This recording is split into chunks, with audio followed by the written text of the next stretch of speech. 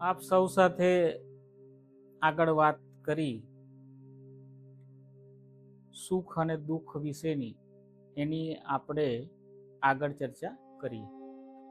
સુખ એટલે શું અને દુઃખ એટલે શું, એ દરેક વ્યક્તિ વિશે કઈ રીતે લાગુ થાય છે, કઈ રીતે લોકો એને પોતાની અંદર લે છે, એ વિશેની આપણે આજે ચર્ચા કરીએ. દુનિયાના દરેક વ્યક્તિ સુખ અને દુઃખ એ પોતાની રીતે એનું વિવરણ પોતાની અંદર કરે છે. પોતાનું સુખ અને પોતાનું દુઃખ એ બીજા કોઈને સમજાવી નથી શકતા અને પોતે પણ સમજી નથી શકતા. સૌથી મોટી વિડંબના છે કે એ બીજાને સમજાવી પણ નથી શકતા અને પોતે સમજી નથી શકતા કે સુખ શું કહેવાય અને દુઃખ શું કહેવાય. હવે સુખની જે આપણે વ્યાખ્યા કરીએ, દરેક વ્યક્તિ પોતાની રીતે કરે. દુઃખની વ્યાખ્યા પણ વ્યક્તિ પોતાની રીતે કરે. આગળ આપણે વાત કરીએ એમ દરેકના વિચારો અલગ, દરેકની બુદ્ધિ અલગ, દરેકનું વિચારવું અલગ. એ રીતના સુખ માટે બી દરેક વ્યક્તિનું વ્યક્તિગત વિચારવું હોય છે. હવે એમાં સુખનો એ શું પોતાના માટે અભિપ્રાય બાંધે છે, કે પોતાના માટે સુખની વ્યાખ્યા શું કરે છે, એ દરેક વ્યક્તિ પર નિર્ભર છે. નોર્મલ રીતે આપણે જોવા જઈએ, સામાન્ય રીતે જોવા જઈએ તો એમાં વ્યાખ્યા વ્યક્તિની હોય છે. પૂરા સંસારમાં દરેક વ્યક્તિગત એ વ્યાખ્યા હોય છે, સુખની અને દુઃખની. સુખનો મતલબ આપણે શું કરીએ તો કે મને જે ગમતી વસ્તુઓ છે, મને જે ભૌતિક સુખો છે, સંસારના જે સુખો છે, એ બધા સુખો મને મળી જાય અને એને હું ભોગવી શકું, એનું નામ સુખ. અને દુઃખની વ્યાખ્યા શું કરીએ આપણે તો કે જે હું માગું છું, જે મારે જોઈએ છે, જે મને પ્રાપ્ત કરવાની ઈચ્છા છે, એ વસ્તુઓ, એ ભૌતિક સુખો મને નથી મળતા. એમાં બાધા આવે છે, એમાં અડચણ આવે છે, એ મને પ્રાપ્ત થતા નથી. એનું નામ દુઃખ. હવે આપણે સામાન્ય રીતે જોવા જઈએ તો પૂરી દુનિયામાં કેટલા બધા લોકો, દરેકનું વિચારવું જુદું, દરેકની બુદ્ધિ જુદી, દરેકનું સુખ જુદું, દરેકનું દુઃખ જુદું.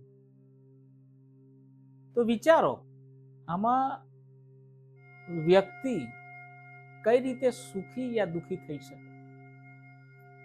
કારણ કે જે મારું વિચારવું છે સુખ માટે, એ તમારું વિચારવાનું ના હોઈ શકે. મારે ધન જોઈએ છે, તમારે કંઈક બીજું જોઈએ છે, કીર્તિ જોઈએ છે, તમારે કંઈક બીજું ભૌતિક સુખ જોઈએ છે, મારે એ નથી જોઈતું. એટલે સુખની વ્યાખ્યા તમારી અલગ થઈ ગઈ, સુખની વ્યાખ્યા મારી અલગ થઈ ગઈ. એ જ પ્રકાર દુઃખની વ્યાખ્યા પણ એ જ પ્રકારે દરેક વ્યક્તિ વ્યક્તિગત રીતે કરે છે. અને આ જે વ્યાખ્યાઓ છે સુખની અને દુઃખની, એ જીવનભર ચાલે છે દરેક વ્યક્તિની અંદર. દરેક વ્યક્તિ જ્યારથી એની અંદર સમજ આવે છે ત્યારથી લઈને મરતા સુધી, મૃત્યુ સુધી એ વ્યાખ્યાઓ કરતો રહે છે ને રહે છે, અને સુખી અને દુઃખી થતો રહે છે. તો આમાંથી નીકળવું કઈ રીતે, એ પણ એક ખૂબ જ ગંભીર વિષય છે કે આપણે આમાંથી કઈ રીતે નીકળી શકીએ. એ પણ આપણે પોતાની રીતે પોતાના માટે જ કરવું પડે. સુખ અને દુઃખમાંથી આપણે કઈ રીતે નીકળી શકીએ એના માટે બી પ્રયત્નો પોતે જ કરવા પડે. કોઈ બીજો કરે એનાથી આપણે એમાંથી નીકળી નહીં શકીએ. હા, એમાંથી તમે માર્ગદર્શન લઈને એમાંથી ઘણું બધું શીખી શકો કે એમાંથી કઈ રીતે નીકળાય, પણ કરવું તો તમારે જ પડે. તમારા સિવાય બીજું કોઈ કરી શકશે નહીં. એટલે આમાંથી નીકળવા માટેનો સરળ ઉપાય શું, એવો પ્રશ્ન થાય આપને, બધાને થાય. સહજ છે કે આ જે વિચારો છે, આ જે આપણું વિચારવું છે, એમાંથી આપણે કઈ રીતે નીકળી શકીએ, આમાંથી આપણે બહાર કઈ રીતે આવી શકીએ. પહેલી વસ્તુ કે જે વિચારવું છે આપણું છે, કોઈ બીજાનું નથી. આપણે શેમાં સુખ શોધીએ છીએ, આપણે શેમાં દુઃખ શોધીએ છીએ, એ આપણી ઉપર આધાર રાખે છે, કોઈ બીજા ઉપર રાખતું નથી. એટલે પહેલું તો આપણે પોતાની ચકાસણી કરવી પડે કે હું શેમાં સુખ શોધું છું અને શેમાં દુઃખ શોધું છું. એ આપણે પોતાએ નક્કી કરવું પડે. અને એ જ્યારે પણ આપણે નક્કી કરીએ ત્યારથી જ આપણે એમાંથી નીકળી શકીએ, નહીં તો ના નીકળી શકાય. કેમ કે સુખ બી આપણું છે અને દુઃખ પણ આપણું છે. એટલે એને જે શોધખોળ કરવાની છે આપણી અંદરથી કરવાની છે. કોઈ બાહ્ય જગતમાં એ વસ્તુ નથી. કોઈ બાહ્ય જગતનો વ્યક્તિ તમારું સુખ અને તમારું દુઃખ એ બદલી નહીં શકે. કેમ? કારણ કે તમારું પોતાનું ઊભું કરેલું છે. અને જે આપણું પોતાનું ઊભું કરેલું હોય એને આપણે જ બદલી શકીએ, બીજો કોઈ બદલી શકે નહીં. તો આ વસ્તુ, આ વિચારો, આ તમારા પોતાના માટે વિચારવાના છે. પોતાની બુદ્ધિનો ઉપયોગ પોતાના માટે કરવાનો છે કે હું શેમાં સુખી થઉં છું અને હું શેમાં દુઃખી થઉં છું. એ પોતાની અંદર જઈને, પોતાના મનની અંદર જઈ એ કાર્ય કરવું પડે.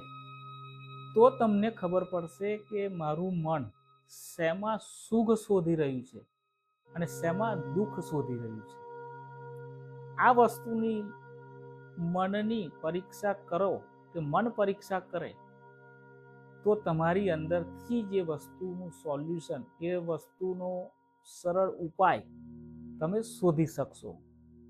એમાં બીજું કોઈ શોધી શકે નહીં.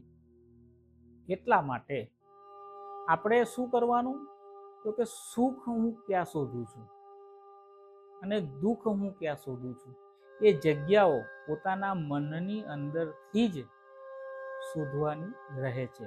એ જ્યારે તમે શોધી લેશો ત્યારે તમે બેવમાંથી મુક્ત થશો, સુખમાંથી બી અને દુઃખમાંથી. માટે મનની સાથે થોડી મિત્રતા કેળવો, મનની સાથે થોડુંક વાર્તાલાપ કરવાનું શરૂ કરો. એ તમને સુખ પણ બતાવશે અને એનું ઉત્પન્ન કરેલું દુઃખ પણ બતાવશે. કોણ? આપણું પોતાનું મન. એ જ્યારે તમને બતાવશે કે તમે આમાં સુખી થાવ છો, તમે આમાં દુઃખી થાવ છો, એ સુખી અને દુઃખી કોણ કરે છે? મન જ કરે છે. એટલે આપણો જે પ્રશ્ન છે એ મન પાસે છે. એને પૂછવાથી, એની સાથે વાર્તાલાપ કરવાથી સુખ અને દુઃખનું જે મૂળ છે એ પકડાશે. અને એ મૂળને તમે જ્યારે ખોદી નાખશો, એને સાફ કરી નાખશો, ત્યારે જ તમે આ સુખ અને દુઃખમાંથી મુક્ત થશો.